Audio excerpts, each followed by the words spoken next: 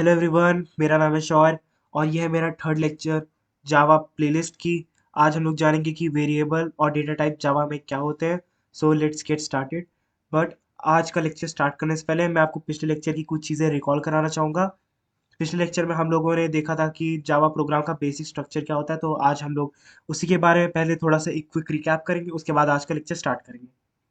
Okay, ये आप देख सकते हैं हमारी कल वाला प्रोग्राम, जिसमें हमारा पैकेज है, हमारी एक क्लास है, हमारा एक सिंपल सा फंक्शन है और एक प्रिंट स्टेटमेंट है जो हेलो वर्ल्ड प्रिंट कर रहा है। अगर हम लोग जावा प्रोग्राम की बेसिक एनाटॉमी की बात करें, तो हमारे जावा प्रोग्राम में पहले आता है डॉक्यूमेंटेशन सेक्शन। डॉक्यूमेंटेशन सेक्शन में हमारे सिंगल लाइन और मल्टी लाइन कमेंट्स आ गए। जब हम लोग सामने वाले प्रोग्रामर या खुद के फ्यूचर रेफरेंस के लिए अपने प्रोग्राम में लिखते हैं कि इस फंक्शन का मतलब क्या होगा, इस वेरिएबल का मतलब क्या होगा, आपका प्रोग्राम कैसे काम कर रहा है, एंड एटसेट्रा एटसेट्रा। और जो सेकंड चीज़ है हमारी पैकेज स्टेटमेंट। पैकेज स्टेटमेंट हमारी वही शुरुआती line package com dot company, जो हमारी क्लासेस को ग्रुप करके रखने का काम करती है। डॉक्यूमेंटेशन आपको सजेस्ट किया जाता है बिकॉज डॉक्यूमेंटेशन से ये होता है कि सामने वाला जो प्रोग्रामर होता है उसको काफ़ी हेल्प मिलती है और ये आपकी कोड को प्रोफेशनल भी रखता है। आप ऐसे हज़ार लाइंस का कोड लिख दोगे तो किसी को पता नहीं चल पाएगी कि आखिर इसमें सारी चीज़ें हो कैसी रही है। तो बीच में कमेंट्स डालना बहुत ही ज़्यादा नेसेसरी हो जाता है, आपके भी फ्यूचर रेफरेंस के लिए और सामने वाले प्रोग्रामर के लिए भी। आपके वेरिएबल्स क्या काम कर रहे हैं, आपका फंक्शन क्या काम कर रहा है, आपका प्रोग्राम का मतलब क्या है कि वो किस टास्क को परफॉर्म कर सकता है, etcetera. So it is highly suggested to write comments in your program. Package statement optional है, आपको करना है तो भी ठीक, नहीं करना है तो भी ठीक। इम्पोर्ट स्टेटमेंट पे आते हैं। हमारे जावा में कई सारे प्री बिल्ट टूल्स होते हैं, लाइक स्कैनर। जब हम लोग स्कैनर क्लास का यूज़ करते हैं, हम लोग यूज़र से इनपुट मांग सकते हैं प्रोग्राम रन करते टाइम। यूज़र से वैल्यू इनपुट करने के लिए हम लोग स्कैनर का यूज़ कर सकते हैं। और लेकिन स्कैनर एक जावा की क्लास है जिसको कॉल करने के लिए हमारे प्रोग्राम में इम्पोर्ट स्टेटमेंट का यूज़ किया जाता है। तो स्कैनर की तरह किसी भी प्री बिल्ड जावा टूल्स को अगर हमें अपने प्रोग्राम में कॉल करना रहता है तो हम लोग इम्पोर्ट का यूज़ करते हैं, like import Java dot यूटिल etcetera. Interface statement अभी आपके मतलब का नहीं है, आप इसे अभी ऑप्शनल समझ के स्किप कर दीजिए। इसके बारे में आगे कोर्स में हम लोग फर्दर बात करेंगे। Class definition. जब भी हम लोग कोई क्लास डिफाइन करते हैं अपने प्रोग्राम में, जैसे कि आपने क्लास बनाई प्रोग्रामर, आपने स्कैनर क्लास डिफाइन की etcetera, so it is optional. जब आप किसी क्लास के अंदर दूसरी क्लास को कॉल करते हो तो इट्स वेरी ऑप्शनल कि आपको स्कैनर कॉल करना है नहीं करना है, कोई नेसेसरी नहीं है, सो इट्स ऑप्शनल। आपका लेकिन मेन क्लास और main method it's highly essential. Without main class and without main definition you can't run a program. So it's very essential कि आप एक मेन क्लास बनाएं और आप एक मेन मेथड बनाएं, वरना प्रोग्राम रन नहीं करेगा। अब बारी करते हैं जावा की सिंटेक्स के बारे में। जैसे हमारे ग्रामर में हमारा इंग्लिश का ग्रामर होता है, हमारा हिंदी का ग्रामर होता है, जो हमको राइट वे बताता है किसी भी लैंग्वेज को लिखने के लिए। वैसे ही प्रोग्रामिंग लैंग्वेजेस का अपना एक ग्रामर होता है, अपनी एक लैंग्वेज होती है जिसे हम लोग कहते हैं सिंटेक्स। सिंटेक्स हमें बताता है कि हम लोग किसी भी जावा प्रोग्राम को करेक्ट तरीके से कैसे लिख सकते हैं, उसका ग्रामर क्या है। वेरिएबल। किसी भी प्रोग्राम का जो मेन पार्ट होता है वो होते हैं उसकी डेटा, उसका वैल्यू। तो वैल्यू स्टोर करने के लिए हम लोग वेरिएबल्स का यूज़ करते हैं। अब एक वेरिएबल यूज़ कैसे होता है मैं आपको बताता हूँ। अगर हमें कोई वेरिएबल बनाना हो तो सबसे पहले हम लोग लिखते हैं डेटा टाइप वेरिएबल नेम और उसे एक वैल्यू असाइन करते हैं, असाइन ऑपरेटर यानी इक्वल टू का यूज़ करके। ओके। अब आप डेटा टाइप को क्या समझ सकते हो? डेटा टाइप को आप समझ सकते हो एक कंटेनर, एक डब्बा। एक डब्बा जिसमें एक पर्टिकुलर तरह की चीज़ ही रखी जा सकती है। जैसे कि आप एक डेटा टाइप को किचन में रखा हुआ एक कंटेनर समझो। हर कंटेनर एक अलग चीज़ के लिए बना है। दाल का अलग कंटेनर होगा, मिर्च का अलग कंटेनर होगा, नमकीन का अलग कंटेनर होगा। ओके। तो उस डब्बे में आप खाली वही रखोगे, वही सामान रखोगे।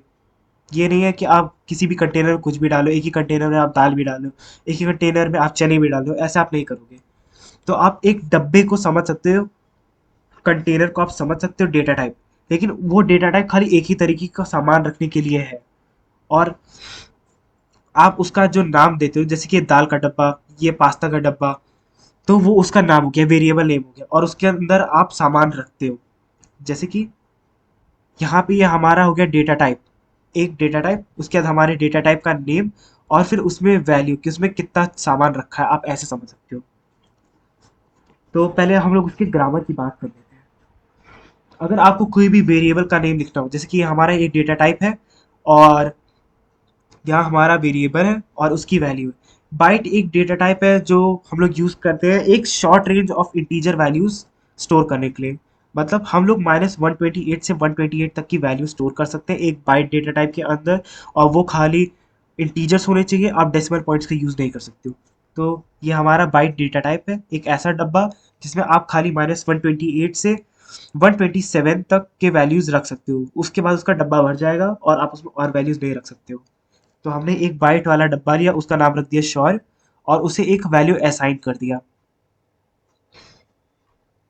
तो हमने पहले लिखा डेटा टाइप, वेरिएबल नेम, और उसके बाद असाइन की हमने वैल्यू। अब मैं आपको बताना चाहूंगा कि यहाँ पे दो श्योर है, ऊपर भी एक श्योर है और नीचे भी एक श्योर है, बट दोनों में सिर्फ एक डिफरेंस है कि इनका एस एक का कैपिटल एक का स्मॉल है। तो Java is a case sensitive language.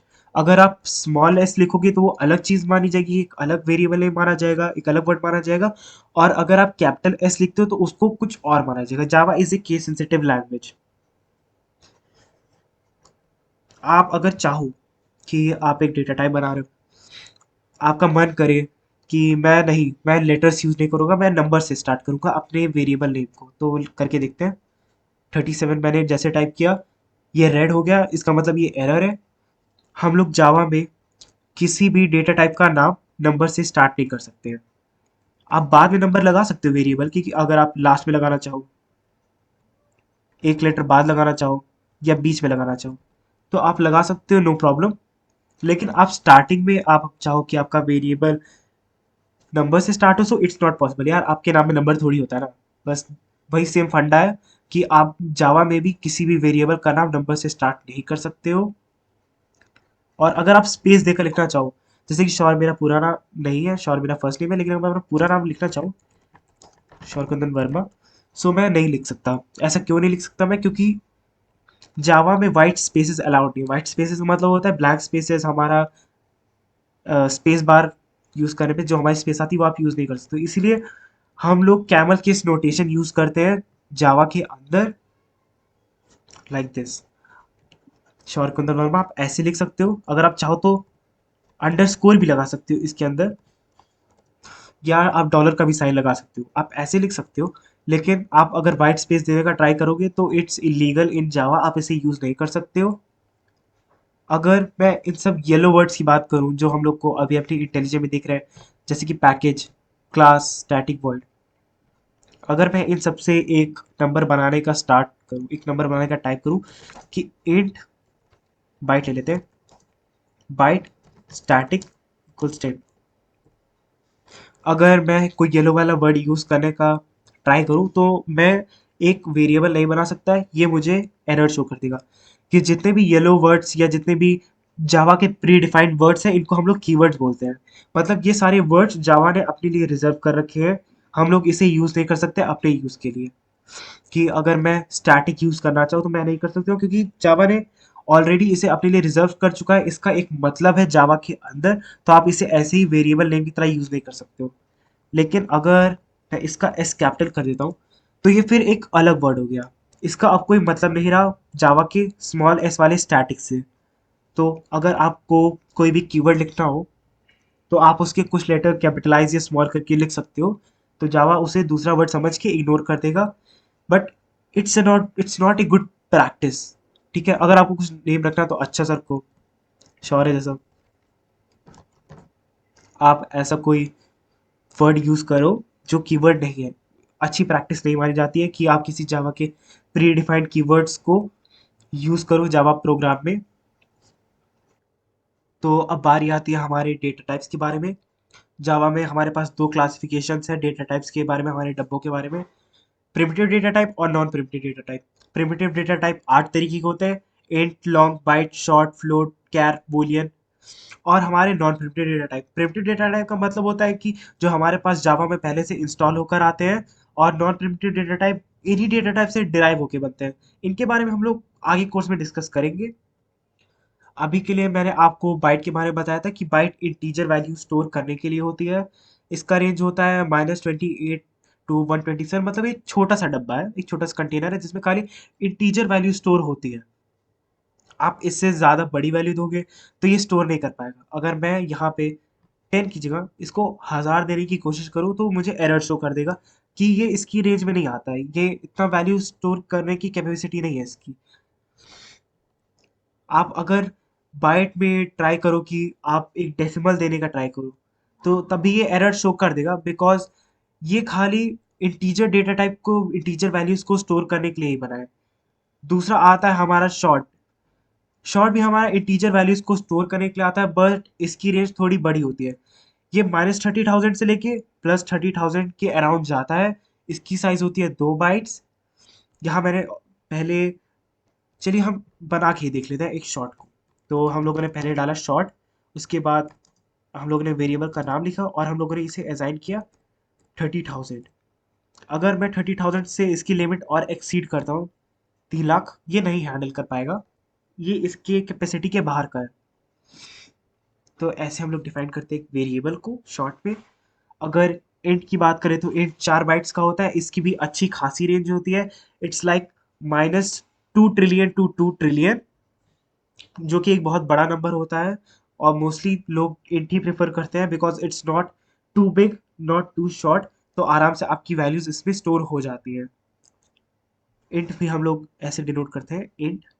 और अगर मैं इसमें थोड़ी वैल्यू बढ़ाने की कोशिश करूं, जैसे कि 10 लाख, तभी आराम से इतनी बड़ी वैल्यू ले रहा है, इसकी कैपेसिटी है।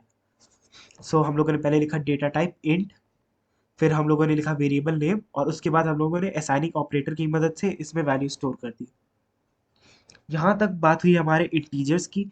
बट अगर हमको कोई डेसिमल पॉइंट वाला नंबर सेव करना है, जैसे कि 0.003, 0.05, तो उसके लिए हम लोग फ्लोट का यूज़ करते हैं। फ्लोट का हमारा साइज होता है 4 बाइट्स का, और इसकी रेंज काफ़ी बड़ी होती है। लेकिन मैं आपको बताना चाहूँ कि जब भी आप एक डेसिमल नंबर फ्लोट में स्टोर कर रहे हो, तो लास्ट में एक एफ लगाना नेसेसरी है। अगर आप एफ नहीं लगाओगे तो आपको जावा एक एरर शो करने लगेगा, जैसे कि इंटेलिजेंस हमको अभी शो कर रहा है। तो आप ये अपनी डेसिमल लगाने के बाद, आपके नंबर लिखने के बाद, एक एफ ज़रूर लगा दीजिएगा लास्ट में। सेम चीज़ हमारे लॉन्ग के साथ है। लॉन्ग इंटीजर वैल्यू स्टोर करने के लिए है, उसका साइज है 8 बिट, लेकिन ये इट्स ह्यूज। इसकी जो डेटा होल्डिंग कैपेसिटी है नंबर्स की, ये बहुत बड़ी है। आप इसमें 9999, पता नहीं, आप, मैं गिन भी नहीं पा रहा हूँ, इसकी रेंज इतनी है। तो ये एक बहुत बड़ा डेटा टाइप है। आप इसमें बहुत लार्ज वैल्यू नंबर की स्टोर कर सकते हो, बहुत लार्ज वैल्यू स्टोर कर सकते हो इंटीजर की। सेम, अगर आपको डेसिमल में कोई बहुत बड़ी वैल्यू स्टोर स्टोर करनी हुई डेसिमल नंबर्स पे, तो आप डबल का यूज़ कर सकते हो। डबल डेटा टाइप की यूज़ से आप कोई डेसिमल पॉइंट यूज़ कर सकते हो, और आपको इसके लास्ट में कुछ लगाने की ज़रूरत नहीं है। आप बस अपना नंबर लिख दो, जैसे कि यहाँ मैंने किया है, double D equal to 0.386 etcetera. लेकिन अगर मैं लॉन्ग की बात करूँ, तो लॉन्ग आपको डिक्लेयर करना है डेटा टाइप, आपको अपना वेरिएबल नेम लिखना है, एवरीथिंग द सेम, बट आपको लास्ट में एक एल लगा देना है लॉन्ग के लिए। और आपको इन दोनों केसेस का ध्यान रखना है, एक फ्लोट का, एक लॉन्ग का। फ्लोट में आपको लास्ट में एफ लगा देना है, लॉन्ग को आपको लास्ट में एल लगा देना है। इसके बाद हमारे दो डिफरेंट तरीके के डेटा टाइप्स आते हैं।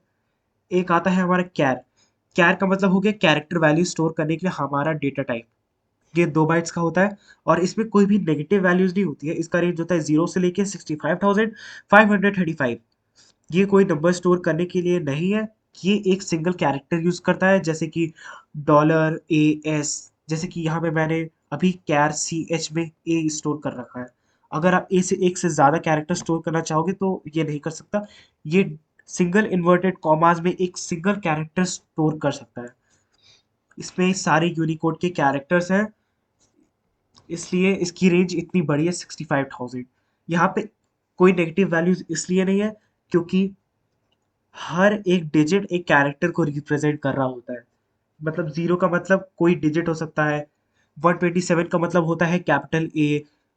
इसी तरीके से यहाँ पे जितने भी नंबर्स हैं इनका मतलब है 0 से 65,000, मतलब इसमें 65,000 लेटर्स हैं डिफरेंट डिफरेंट तरीके के, मतलब इसमें हिंदी पंजाबी एवरीथिंग जो भी यूनिक कोड के कैरेक्टर में इंक्लूड है सब है इसमें। अब लास्ट करते हैं बात बूलियन की। बूलियन सिर्फ एक बिट की है। इसमें दो ही वैल्यूज हैं, एक ट्रू और एक फॉल्स। ये कंडीशनल स्टेटमेंट्स में बहुत ज़्यादा यूज कर होते हैं।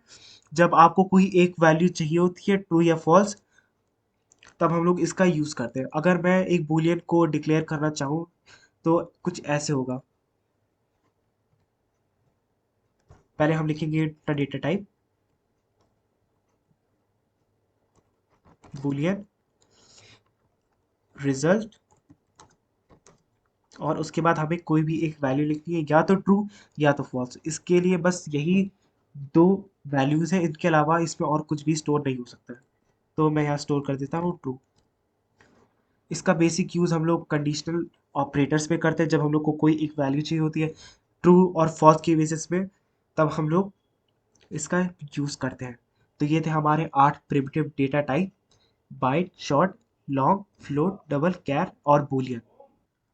तो अब मैंने आपको समझा दिया है, आपको सारे डेटा टाइप्स बता दिया है। तो अब मुझे लगता है कि आप अपने नीड के अकॉर्डिंग अपना सही डेटा टाइप, अपना सही कंटेनर चूज कर लेंगे। जैसे कि अगर आपको इंटीजर चाहिए तो आप बाइट, शॉर्ट, इंट, लॉन्ग इन चारों में से कोई एक सेलेक्ट कर लेंगे। अगर आपको डेसिमल चाहिए हो तो आप फ्लोट या डबल चूज कर लेंगे। अगर आपको कैरेक्टर चाहिए होगा तो उसके लिए कैर तो है ही। और अगर आपको किसी कंडीशनल स्टेटमेंट में यूज करना हो या कंडीशनल कोड में यूज करना हो तो आप ट्रू या फॉल्स यूज कर सकते हैं। ये रही हमारी पूरी चार डेटा टाइप्स की, और इसमें सारी इन्फॉर्मेशन दी है जिस हिसाब से आपको अपना डेटा टाइप चूज करना हो। आई होप आपका लेक्चर आपको काफ़ी अच्छा लगा होगा। आज हम लोगों ने जाना कि वेरिएबल्स क्या होते हैं, डेटा टाइप्स क्या होते हैं, उनकी रेंज क्या होती है, और किस सिचुएशन में हम लोग कौन सा डेटा टाइप यूज़ करेंगे। So I hope you like this video. तब तक के लिए थैंक यू एंड बाय।